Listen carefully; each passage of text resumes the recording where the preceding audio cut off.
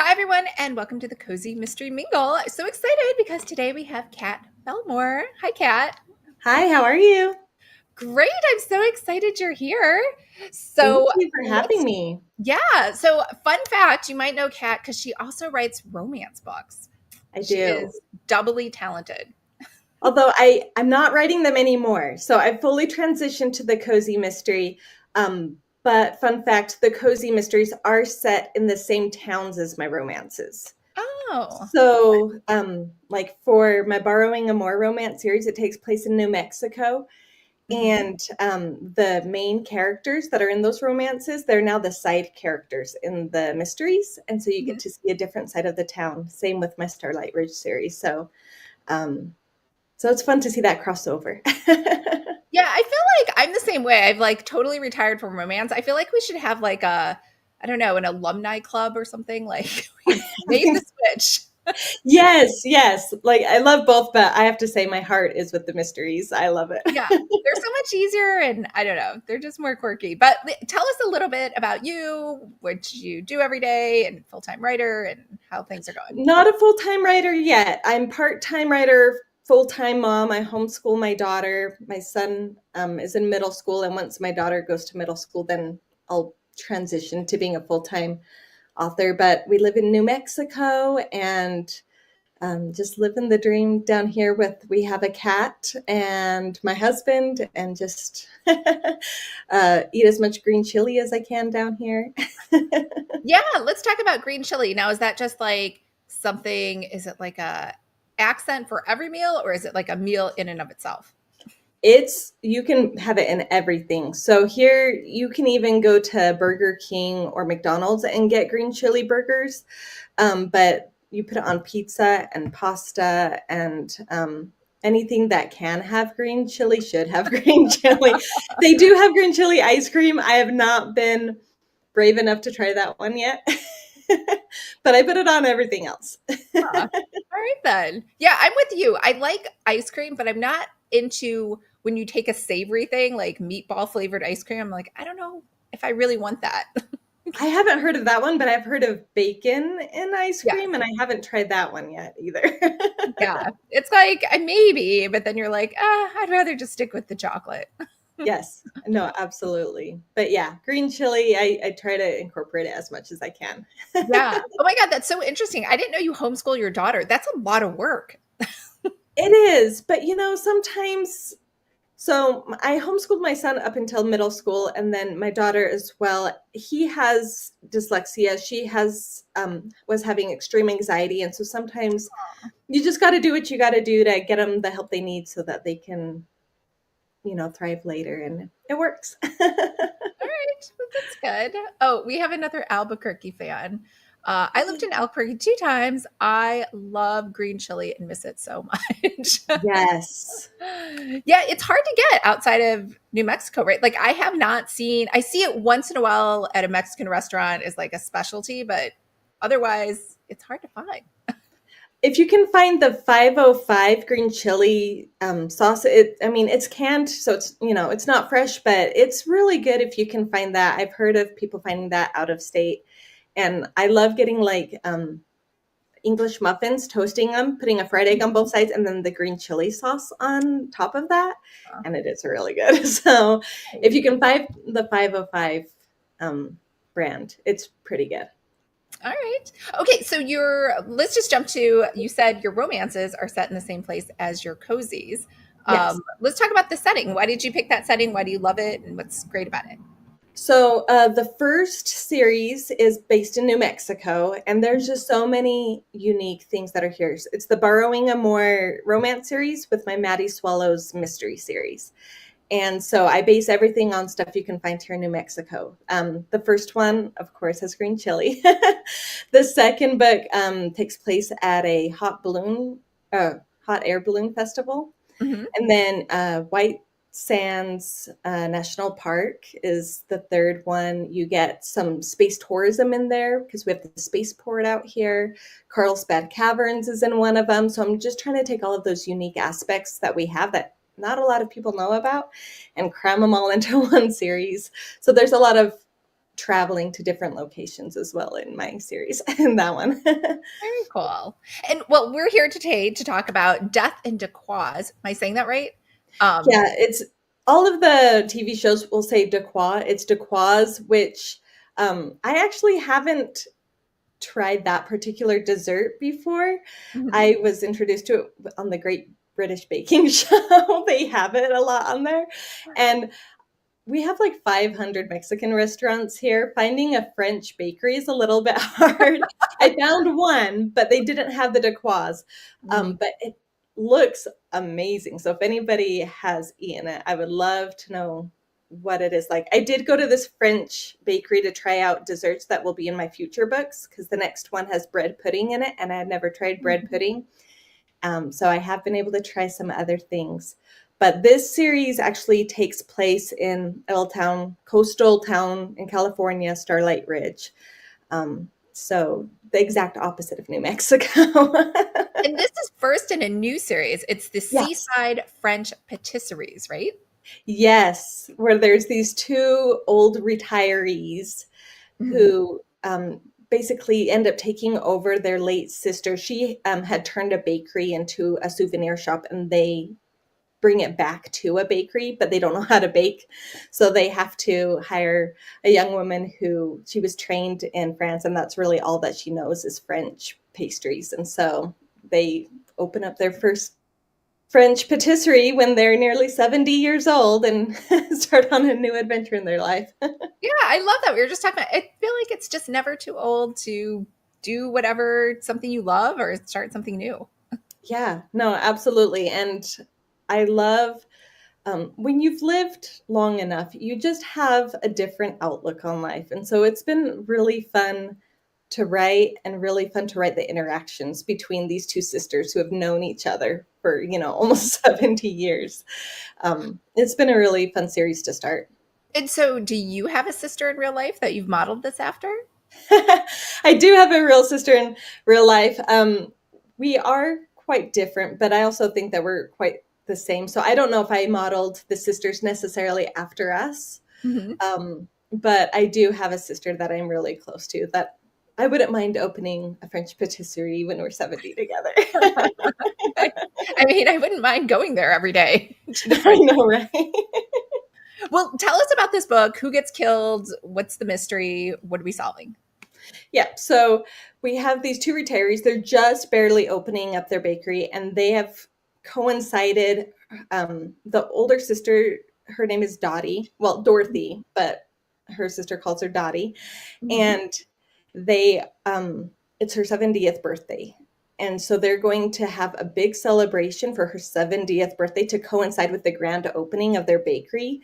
Mhm. They're like, oh, all the desserts for the birthday party will just so happen to be our pastries that everybody can try. They'll fall in love and we'll have instant customers.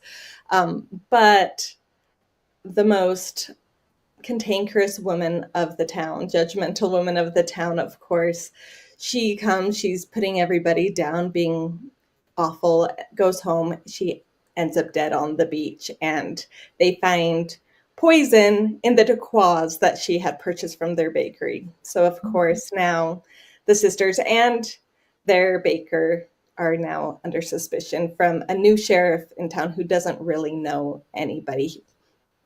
The situation with the sheriff is a little bit unique because he's the sheriff of the county, but he doesn't actually live in their town. He lives a town over, Mm. and just kind of because nothing interesting ever happens in these towns. So he just shows up when he's needed.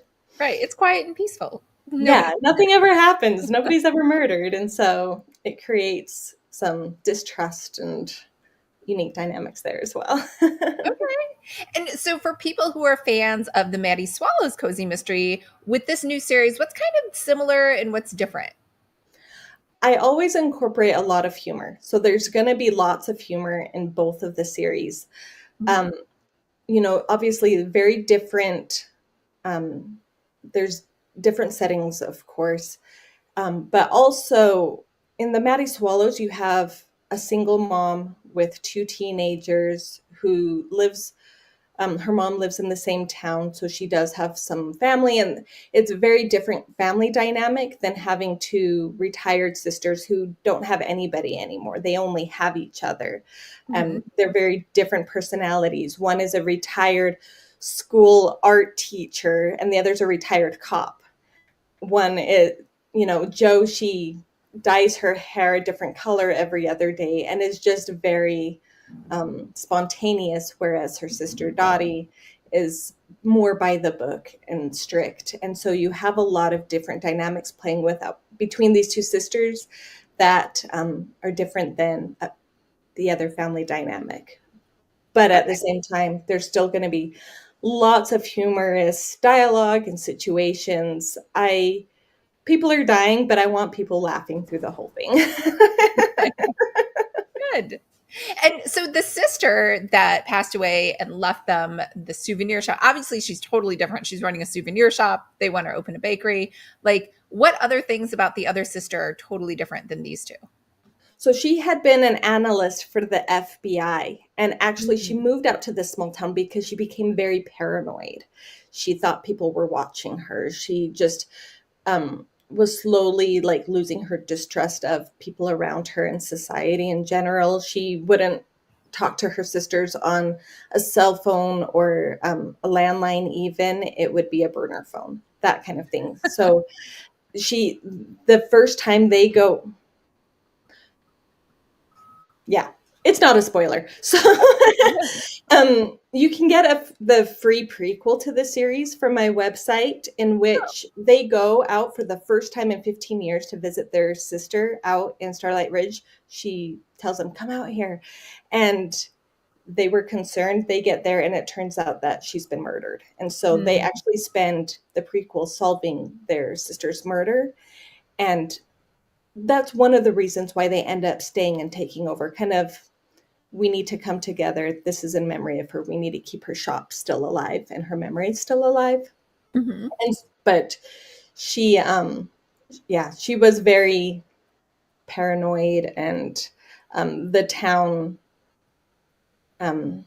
were all concerned about her as well. And so that's what brought them out there in the first place. But they were a bit estranged. Yeah. So how do readers get the prequel if they want to check that out?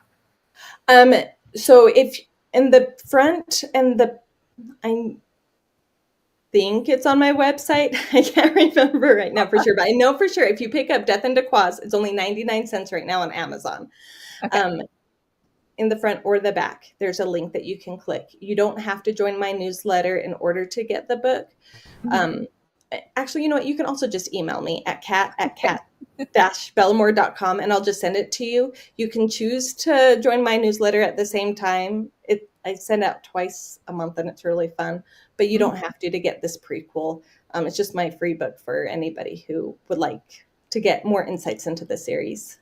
All right, very cool. And so what do they like? I guess I'm always curious, like the sisters and are they all kind of the same age?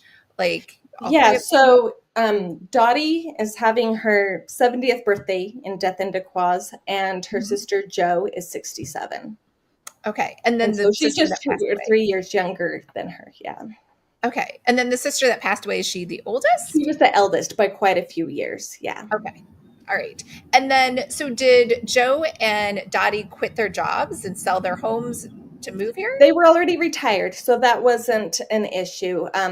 They did just sell their homes and move out there. So it took a little bit of time to get everything in order and moved out there. Coming together to solve their sister's murder, they realized they were living in completely different places and rarely saw each other. And it really brought them together as sisters again. And they didn't want to just go back to living their distant lives when they didn't really have anyone else. That's nice. So there are two sisters. There is only one POV for each chapter, right? Or how do you split up the POV?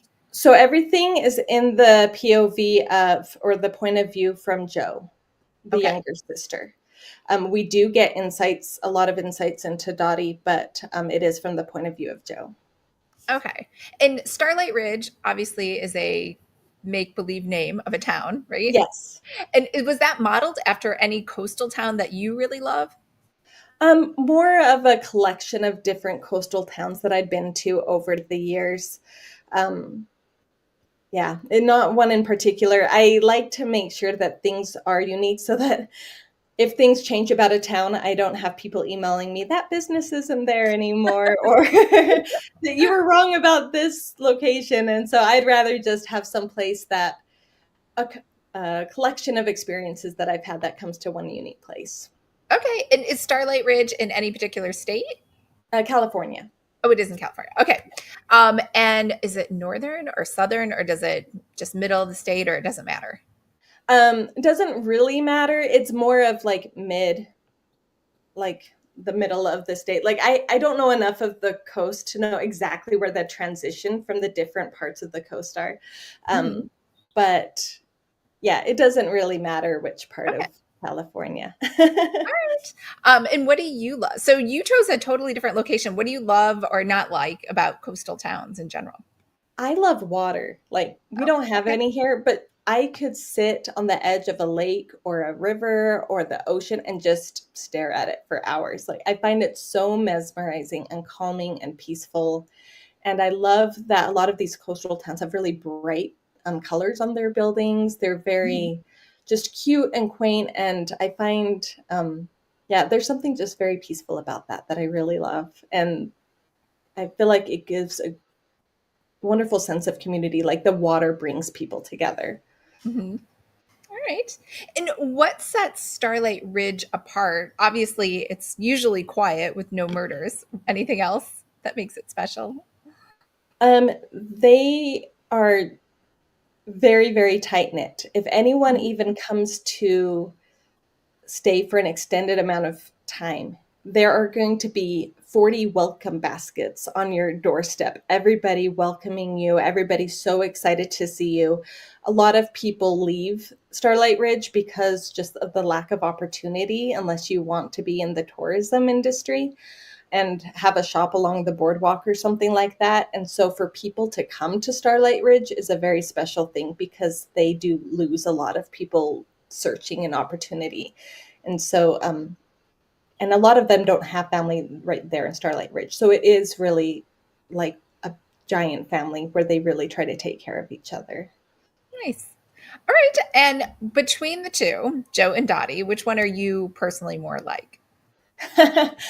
um, I would like to say Jo, but I feel like I have a bit of Dottie in me too, where I really do like rules and structure. I have some anxiety. So knowing like when things are going to happen, how like having things set out, I'm a planner. So I really like that. But I hope that I have some of Joe's spontaneity too, where I haven't lost my ability to have fun and just go out and go with the flow and see what life brings me and figuring it'll all work out. All right.